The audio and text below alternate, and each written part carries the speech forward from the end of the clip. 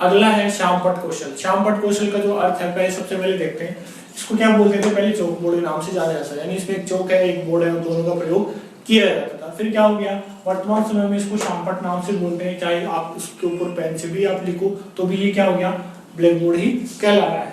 यानी वह पट्टिका जो शिक्षण को प्रभावी बनाने के लिए, यानी जो शिक्षण है आपको वो कैसा हो जाएगा, प्रभावी हो जाएगा कि लिखने तथा चित्र आदि, यानी आप लिखकर और चित्र आदि बनाकर विद्यार्थियों को समझाते हैं, किसका प्रयोग करके, ब्लैक बोर्ड का प्रयोग करके, के काम आती है, तथा जिसे आसानी से साफ करके, यानी आप बिल्कुल आसानी से उसे साफ कर सकते हैं। ये जो मैंने व्हाइट बोर्ड काम ले रहा हूँ तो इसको मैं आसानी से रफ करके दोबारा लिख सकता हूँ। तो ये क्या हो गया, एक बहुत ज्यादा शिक्षण उपयोगी सहायक सामग्री हो गई।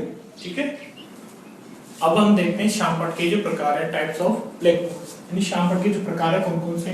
पहला है लकड़ी या लोहे के श्यामपट्ट, यानी लकड़ी का कोई टुकड़ा है उसके ऊपर तिपाया लगा के या फिर लोहे की वेल्डिंग करके तिपाया लगा के पढ़ाया जाता है। ठीक है, ये आसानी से उठाकर दूसरे स्थान पर ले जाए जा सकते हैं। फिर है दूसरा सीमेंट के श्यामपट्ट, इसके अंदर क्या है, दीवार पे क्या सीमेंट की पुताई करके उस पर काला रंग पोत कर, ठीक है, वो ब्लैक बोर्ड बना दिया जाता है। स्कूल के अंदर, कक्षा के अंदर वो स्थायी रूप से बना होता है। ठीक है, हर साल उसमें रंग रोगन का खर्च करना पड़ता है। फिर है तीसरा कांच के श्यामपट्ट। कांच का जो श्यामपट्ट होता है उस पर रंग रोगन का खर्च नहीं होता, आसानी से मिट भी जाता है और लंबे समय तक टिका रहता है। बस यही है, उस कांच के टूटने का डर रहता है और कांच को श्यामपट्ट लिखने में स्पष्ट रूप से लिखा जा सकता है। फिर है चौथा प्लास्टिक की श्यामपट्ट, यानी मैं जिस श्यामपट्ट में लिख रहा हूँ, ठीक है, ये जो व्हाइट बोर्ड है ये प्लास्टिक का बना हुआ है, जिस पर आसानी से लिखा जा सकता है और अलग अलग पेनों का कलर का प्रयोग इस पर किया जा सकता है, ये बहुत उपयोगी है। फिर है लपेट फलक, रोलर बोर्ड, यानी जो आपको एक रोलर बोर्ड मिलता है जिसको आप लपेट कर उस पर मूल्यांकन प्रश्न कार्य लिख के जाते हो, लेसन प्लान की तैयारी करते हो, जब वो आपको लपेट फलक कब मिलता है, जब आप बीएड कॉलेज में एडमिशन लेते हो तभी। फिर छठा इंटरेक्टिव बोर्ड, वर्तमान समय में इसका जो प्रयोग है ऑनलाइन जो क्लासेस होती है उनमें किया जाता है, यानी इसको डिजिटल बोर्ड भी बोलते हैं, यानी एक तरह की मॉनिटर स्क्रीन होती है बड़ी, ठीक है, 86 जो इंच होती है इसकी, विकर्ण के रूप में नापते हैं उसको, और उसके अंदर क्या होता है, डिजिटल होता है, इंटरनेट से आप कोई तस्वीर तुरंत ले सकते हो, कोई टाइमिंग बढ़ा सकते हो, या फिर कोई स्लाइड जैसे चला सकते हो, पीपीटी की तुरंत बढ़ा सकते हो, सारी जो सुविधाएं उसके अंदर उपलब्ध होती है। काफी ज्यादा इसमें जो विद्यार्थी और अध्यापक अच्छी तरह आपस में इंटरेक्टिव हो पाते हैं। अब हम देखते हैं जो श्यामपट्ट की जो उपयोगिता है, शिक्षक को किस प्रकार से सहायता करती है एक अच्छे विषय वस्तु को प्रस्तुत करने में। शिक्षण में श्यामपट्ट की उपयोगिता, देखिए पाठ्य वस्तु पर छात्रों का ध्यान केंद्रित होता है, यानी अगर आप कुछ चीज पढ़ा रहे हो तो उसका थोड़ा बहुत मैटर अगर आप श्यामपट्ट पे लिखते हो तो बच्चों का जो ध्यान है ब्लैक बोर्ड पे आएगा और वो ध्यान आने से वो पाठ्य वस्तु के ऊपर विशेष रूप से ध्यान देगी। फिर है सुनने की देख सकने की व्यवस्था, यानी आप बोल रहे हो तो उससे वो सुनते हैं तो थोड़ा बहुत उनको ज्ञान होता है, पर जब आप बच्चे उस पाठ्य वस्तु को उसका कोई चित्र अगर ब्लैक बोर्ड पर आप बच्चे देखते हैं तो वो एक सुनने के साथ देखने पर भी जो डबल प्रभाव है बच्चे पर आता है और बच्चा उसको याद कर लेता है। फिर है अभ्यास के अधिक अवसर, यानी अगर आप अभ्यास का अवसर बच्चों को ज्यादा से ज्यादा प्रदान करना चाहते हो तो आपको ब्लैक बोर्ड का उपयोग करना ही पड़ेगा। इससे क्या होता है कि बार बार आप प्रैक्टिस विद्यार्थियों को करा सकते हो। फिर है कक्षा कार्य, गृह कार्य, मूल्यांकन में उपयोगी, यानी आप कक्षा में कोई वर्क दे रहे हो, काम दे रहे हो तो उसके लिए भी आप ब्लैक बोर्ड का प्रयोग करोगे। होमवर्क लिख के दे रहे हो तो वो भी आप ब्लैक बोर्ड पर लिख के दोगे, या फिर मूल्यांकन से संबंधित जो प्रश्न होते हैं, ठीक है, मूल्यांकन जो प्रश्न होते हैं आप लपेट पर लिख के ले जाते हो, वो भी क्या है ब्लैक बोर्ड में ही उपयोगी है और ये मूल्यांकन में भी आपको ब्लैक बोर्ड सहायता देता है। फिर गणित विषय के लिए अनिवार्य, अरे भाई गणित जो विषय है उसके जो सवाल है वो बिना ब्लैक बोर्ड के सॉल्व भी नहीं कर सकते, ठीक है, एक बार सोल्व करके पूरे बच्चे को बताना पड़ता है, फिर बच्चा दूसरे प्रश्न को अपनी कॉपी में अभ्यास पुस्तिका में सोल्व करता है, हल करता है। फिर है कठिन शब्दों के उच्चारण के साथ लिखने में सहायक, यानी कोई कठिन शब्द है, ठीक है, जैसे आशीर्वाद हो गया, बच्चे उसको कैसे लिखेंगे,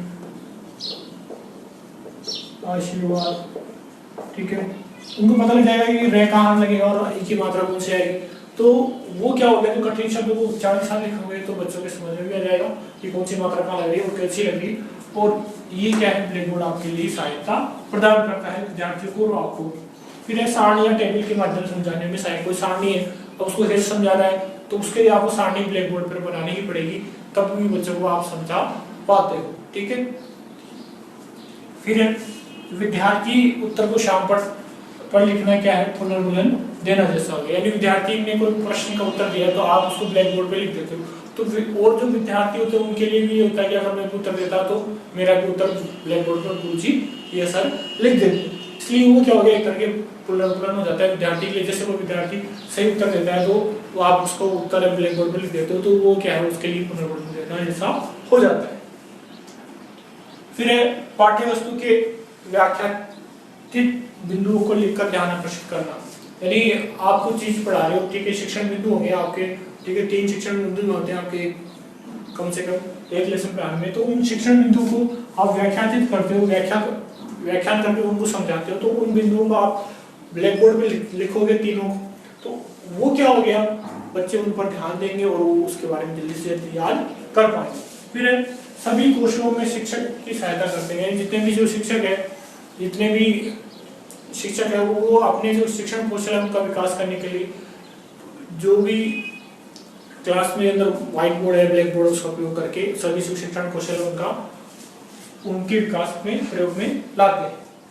यानी जितने भी शिक्षण कौशल है उनमें ये जो आपका ब्लैक बोर्ड शिक्षण कौशल है वो आपकी सहायता करता है। ब्लैक बोर्ड चित्र आदि बनाकर रुचि जागृत करनी है। अगर आप कोई चित्र बना के विद्यार्थियों को बता रहे हो तो विज्ञान के जो जितने भी प्रैक्टिकल है या फिर कोशिका या संरचनाएं हैं उनसे संबंधित जो भी चित्र है आप ब्लैक बोर्ड बनाओगे तो विद्यार्थियों को ध्यान देंगे। जैसे कोई राजा का चित्र बना दिया, साम्राज्य के अंदर कोई किले का छोटा सा चित्र बना दिया, तो वो सब क्या है, विद्यार्थियों की रुचि जागृत करने में सहायता करता है ब्लैक बोर्ड। पाठ्य स्थापना को रोचक व सरल बनानी है। यानी पाठ्य स्थापना कर रहे हो तो दो चित्र बना दिए, उनमें आपस में क्या अंतर है विद्यार्थियों को बताओ। तो उन चित्रों को देखकर ही क्या है विद्यार्थी अंतर बताएंगे। पर चित्र आपने कहाँ बनाई, ब्लैक बोर्ड पर बनाए, तो विद्यार्थी ब्लैक बोर्ड पर ध्यान देंगे। इससे वो क्या हो जाएगी, रोचक, और वो पाठ्य वस्तु क्या हो जाएगी, सरल हो जाएगी, और आपकी जो पाठ्य स्थापना है वो अच्छी हो जाएगी। फिर ज्ञान स्थायी व प्रभावी ढंग से दोहराने में, यानी ज्ञान को आप स्थायी रूप से बनाना चाहते हो और उसको प्रभावी रूप से वापस दोहराना चाहते हो, ठीक है, क्लास के अंदर, तो आपको ब्लैक बोर्ड का उपयोग करना ही पड़ेगा। यानी आपको कोई पाठ्य वस्तु आपने कोई सामग्री आपने यहाँ पे लिख दी, ठीक है, एक बार उसको अभ्यास करा दे क्लास में, फिर दोबारा रिवीजन करवाओगे तो आप उसको दोबारा लिखना नहीं होगा, बताना नहीं होगा, आप बच्चे को भी उसका दोहरान कर लेंगे। शामपट कौशल है, उसका जो घटक है वो देखते हैं क्या क्या, यानी केवल लिखने का काम ही हम नहीं करते केवल शामपट के ऊपर, उसके अलावा इसके जो घटक है elements of use of black board वो क्या क्या है वो देखते हैं। पहला है चित्रांकन, उदाहरण लिया है हमने लेखन। चित्रांकन है जिससे चित्र के द्वारा हम कुछ चीज समझाते हैं, चित्र अच्छा बनाया जाना चाहिए। फिर रेखा चित्र, यानी जिन रेखा चित्रों का हम प्रयोग करते हैं वो भी अच्छे होने चाहिए, उसका जो स्पष्टीकरण है वो ब्लैक बोर्ड पर अच्छी तरह होना चाहिए। जो ग्राफ है, ग्राफ की जो डिजाइन है वो बिल्कुल सही होनी चाहिए, ठीक है, जो भी आप ग्राफ बनाते हैं। फिर नक्शा, अगर भारत का जो नक्शा बना रहे हो, जो राजस्थान का नक्शा बना रहे हो वो भी क्या है, बिल्कुल सही प्रकार से बनाया जाना चाहिए।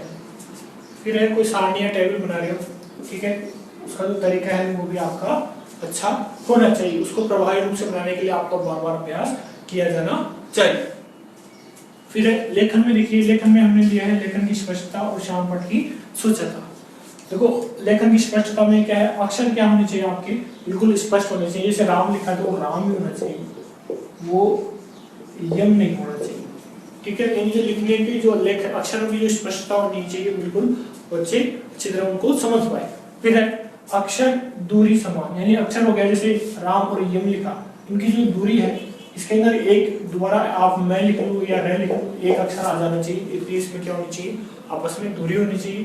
फिर है अक्षर बड़ी कक्षा में, यानी अगर आप कक्षा में बहुत सारे बच्चे हैं और लास्ट तक बैठे तो आपको बड़े अक्षरों का प्रयोग करना चाहिए, ठीक है। बड़े अक्षरों का प्रयोग करोगे तो लास्ट तक दूर तक बच्चे उनको देख पाते हैं, या फिर जिन बच्चों की आंखें की जो कमजोरियां है वो भी होती है, आंखें कमजोर होती है, तो वो भी स्पष्ट रूप से उनको देख सकते हैं। स्पष्ट रूप से पढ़ा जा सके, यानी ऐसा लिखा जाए कि वो आराम से पढ़ सके। यानी जैसे आपने श्याम लिखा, श्याम, ठीक है, ये लिख दिया, तो अगर आपने उसको लिखा माम लिख दिया, ये को भी मैं बना दिया, तो वो क्या हो गया, स्पष्ट रूप से नहीं लिखा जाने के कारण विद्यार्थी उस पर ध्यान नहीं देंगे गुरुजी क्या है सही विपरीत हमें क्या बताएगा। ठीक है, तो इन 5 बातों का आप ध्यान रखें। फिर है लेखन में ही श्यामपट्ट कार्य की स्वच्छता, यानी जो श्यामपट्ट कार्य की स्वच्छता कैसे होनी चाहिए, यानी 2 लाइनों में पर्याप्त अंतर। यानी आपने लिखा श्री राम पढ़ता है, फिर लिखा श्याम खेलता है। ठीक है, इनमें इतना अंतर होना चाहिए, आप जो लाइन लिख रहे हो उसके अंदर एक दूसरी लाइन भी आ जाए, ये उसका 2 लाइनों में पर्याप्त अंतर होने का मतलब है। फिर ओवर राइटिंग नहीं होनी चाहिए। अगर आपने आप ये शाम लिखा है, यहाँ क्या लिखना चाहते हो राम, तो आप क्या करोगे, इसी पर रह ऐसे करना, रा लिखोगी, ऐसी ओवर राइटिंग नहीं होनी चाहिए, उसको आप मिटाओ फिर आप लिख दो। फिर है संक्षेप, यानी कोई भी आप चीज समझा रहे हो तो उसको संक्षिप्त रूप में लिखो, उसकी जो मुख्य मुख्य बातें हैं वो ब्लैक बोर्ड पर आप लिखो, जो मुख्य बिंदु है उनको लिखो। इससे क्या होता है कि विद्यार्थी उन पर ध्यान आकर्षित कर पाते हैं। नहीं तो ये नहीं कि पूरी किताब ही ब्लैक बोर्ड पर लिख दी, ऐसा नहीं होना चाहिए। फिर है साफ करते रहे, यानी जो विद्यार्थी कई बार अनावश्यक जो शब्द होते हैं या फिर अनावश्यक सामग्री है, ब्लैक बोर्ड से आप बिल्कुल उसको साफ करते रहे ताकि विद्यार्थी को ध्यान है वो उस पर होता रहे। फिर है वर्तनी ध्यान, यानी आपकी जो वर्तनी है उसका विशेष रूप से ध्यान रखें। यानी आप अगर आशीर्वाद लिख रहे हो, ठीक है, तो ये बिल्कुल सही लिखा हुआ है, ऐसे नहीं कि ये रह की रह है तो आप इसको यहाँ लगा दो, ऐसा नहीं करें। यानी वर्तनी का आपको विशेष रूप से ध्यान रखना होगा। जो आप शब्द लिख रहे हो विद्यार्थी उसी को क्या है शुद्ध मानता है और शुद्ध वर्तनी के ऊपर आपको विशेष रूप से कार्य करना चाहिए। अब है श्यामपट्ट कौशल। श्यामपट्ट कौशल में ये है, सबसे पहले है पाठ का स्वरूप, जिसमें आप पाठ पहली बार पढ़ा रहे हो तो पाठ प्रथम हो जाएगा, अगर आप रिटीच कर रहे हो तो वहां पर क्या हो जाएगा, पाठ द्वितीय हो जाएगा। फिर है अध्यापन कौशल आधारित, क्या है पाठ योजना आपकी, कौशल का क्या नाम है श्यामपट्ट कौशल, विषय आपका सामाजिक अध्ययन जो आप पढ़ाओगे, या फिर प्रकरण आपका सौरमंडल कक्षा 10वीं समय 5 मिनट। ठीक है, यहाँ पे शिक्षक क्रिया तो शिक्षा जो छात्र है छात्र क्रिया, पर इसके अंदर पूरा आपका शिक्षक का ही होगा सारा। सबसे पहले जो प्रकरण है उसके संबंधित जो शिक्षण बिंदु आप पढ़ा रहे होंगे तो उसका शिक्षण बिंदु की हेडिंग लिखनी, उसके बारे में जानकारी देनी। यानी सौरमंडल क्या है, हमारी पृथ्वी के अलावा 7 अन्य जो ग्रह मिलकर एक निश्चित कक्षा में सूर्य के चारों ओर चक्कर लगाते हैं, जो क्या कहलाता है, सौरमंडल कहलाता है। ठीक है, यानी ये जो सूर्य है उसके चारों ओर क्या है 7, पृथ्वी के 7 कुल मिला के 8 ग्रह हो गए। ठीक है, एक तो सूर्य हो गया, ठीक है, और 8 ग्रह। ठीक है, ये सब मिलकर क्या है एक गोलाकार जो आकृति उसके अंदर सूर्य के चारों ओर चक्कर लगाते हैं निश्चित कक्षा के अंदर। ठीक है, सौरमंडल के खगोलीय जो पिंड है उनके जो प्रकार है, पहला क्या है सूर्य हो गया जो चमकता हुआ, फिर है ग्रह है, ग्रह में आपके बुध शुक्र पृथ्वी मंगल बृहस्पति शनि अरुण वरुण आ गए। ठीक है, उपग्रह यानी जो पृथ्वी का जो उपग्रह क्या है चंद्रमा। ठीक है, फिर है शुद्ध ग्रह आपके अरुण वरुण वो आ जाएंगे, और उल्का पिंड होती है जो पत्थर के बड़े बड़े टुकड़े होते हैं जो अंतरिक्ष में घूमते रहते हैं। ठीक है, इस प्रकार आपको उसकी व्याख्या करनी होगी, और ये आपका जो चित्र है वो भी आपको बता के बना के समझाना होगा। अब आते हैं अवलोकन सारणी की तरफ। ठीक है, श्यामपट्ट कौशल में जो कौशल में जो घटक है वो आपको इधर लेंगे। ठीक है, इसमें क्या है अक्षर की क्या हो सुडौल और स्पष्ट हो, यानी अक्षरों की जो बनावट है बिल्कुल सही होनी चाहिए। ऐसे नहीं कि आप क्या लिख रहे हो लग रहा है क्या केवल वह बन रहा हो, ऐसा नहीं होना चाहिए। फिर है सुडौल भी होना चाहिए, बिल्कुल क्या बिल्कुल जो बिल्कुल सॉफ्टनेस उसमें होनी चाहिए। फिर है वो स्पष्ट भी हो, यानी वो ऐसे नहीं कि आप को ऐसे ऐसे या फिर कोई ऐसे ऐसा नहीं वो करना चाहिए, यानी स्पष्ट होनी चाहिए और सुडौल होनी चाहिए।